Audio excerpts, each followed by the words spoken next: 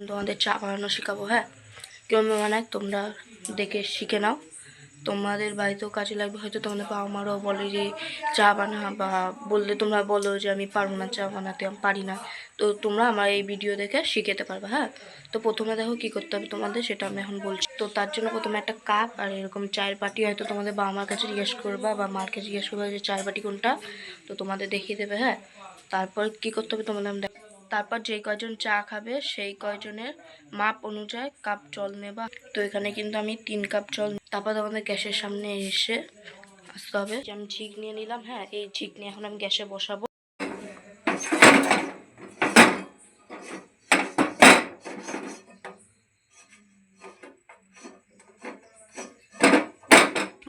ঝিক বসানো হয়ে গেল। এবার আমি চায়ের জলটা বসাবো। তোমরা দেখে নাও কেমন গ্যাস ধরাতে হবে। হ্যাঁ, সেটাও শিখে নিতে হবে। এই যে এরকম একটা থাকবে, এরকম তুলবা, এরকম গ্যাস থাকবে, নেবা, এরকম করবা, এই যে ধরে গেল। হ্যাঁ, গ্যাস এরকম তোমরা শিখে গেলে গ্যাস ধরানো। এরপর এই যে চায়ের বাটিতে যেই কাপ জল নিয়েছো ওই কাপ জল এরকম রেখে দেবা। রাখার পর এবার জল যতক্ষণ না ফুটছে তার আগে পর্যন্ত যে কাজগুলো করতে হবে তোমাদের আমি বলছি, শোনো। চা খাবে, হ্যাঁ, সেই কয়জনের কাপ।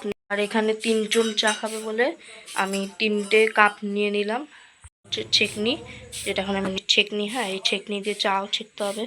হ্যাঁ, তো কিরকম ছেঁকবে এগুলো দেখে নেব। আমি নিয়ে নিলাম। হ্যাঁ, এই চায়ের জল যতক্ষণ না ফুটবে ততক্ষণ আগে কিছু করা যাবে না। চায়ের জল ফুটে যাওয়ার পর তোমাদের চিনি ঢালতে হবে। হ্যাঁ, সেটা আমি তোমাদের ভিডিওর মাধ্যমে আমি দেখিয়ে দেবো। চায়ের জলটা ফুটে গেছে। হ্যাঁ, এই আমি তোমাদের দেখাচ্ছি, এই যে চায়ের জল ফুটে গেছে। হ্যাঁ, আর একটু মানে এরকম ফোটার টাইমে তোমাদের কী করতে হবে, তখনই অনেকে হয়তো এরকম চিনির কৌটো থাকবে, অনেক রকমের হবে। হ্যাঁ, সেই চিনিটা নিতে হবে। চিনির ঢাকনাটা খোলার পর তোমরা যেইটুখানি মিষ্টি খাবে সেইটুখানি অনুযায়ী তোমাদের চিনি দিতে হবে। হ্যাঁ, তো আমি মাপ বুঝে আমার চিনিটা দেবো। গাইস, তোমরা চা পাতা দিয়ে দেবে না, কারণ চিনির জলটা আর একটুখানি ফোটার 10-20 সেকেন্ড ফোটার পর তোমরা দেবা। ঠিক এরকমটা হবে, ঠিক এরকমটা এখন ফুটে যাবে। ফুটে যাবার পর তোমরা চা পাতা কৌটো নিয়ে নিয়েছি। হ্যাঁ, তো তোমরা সবসময় চা পাতা অল্প ঢালবা। হ্যাঁ, বেশি ঢালবে না। হ্যাঁ, অল্প মানে হাফ ঢালবা। আমি তোমাদের দেখাচ্ছি। 3 জনের মাপ অনুযায়ী যে আমি চা পাতা নিয়েছি, যে চা পাতাটা এখন আমি চায়ে ঢেলে দেবো।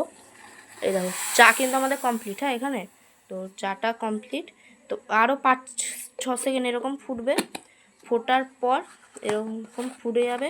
ফোটার পর চা তোমাদের কমপ্লিট। হ্যাঁ, তো আজকে চা বানানোটা কেমন লাগলো তোমরা প্লিজ এমনিও কমেন্টে। আর আমি এখন এটা তুলে নেবো। এই যে গ্যাস আমি বন্ধ করলাম, এটা এখন আমি তুলে নিলাম। হ্যাঁ, এই চা দেখো কি সুন্দর লাল হয়েছে। এই যে এখন আমি এটা ছেঁকবো। হ্যাঁ, তো দেখো তোমরা ছেঁকাও শিখে নাও। প্রথমে নেবা, তোমরা হাত ধরে করবা। আমি তো ভিডিও করছি বলে এরকম করলাম। এরকম করার পর আমি দেখলাম কয়টুখানি চা গেলো, একদম ঠিক পরিমাণে গেল। তারপরে আমি এটাতেও এরকম ঢেলে নিলাম করে। আমি সব চাগুলো ঢেলে নিয়েছি, ছেঁকে নিয়েছি। তো চা বানানো আজটা কেমন লাগলো তোমরা প্লিজ কমেন্টে বলো। আর যদি এরকম অন্য কিছু যদি বানানোর হয় তাহলে তোমরা প্লিজ আমাকে কমেন্টে বলবা। সেই কমেন্ট দেখে আমি বানানো তোমাদের শিখিয়ে দেবো। হ্যাঁ, হয়ে গেল একদম। তো আজকের চা বানানোটা এখানেই শেষ।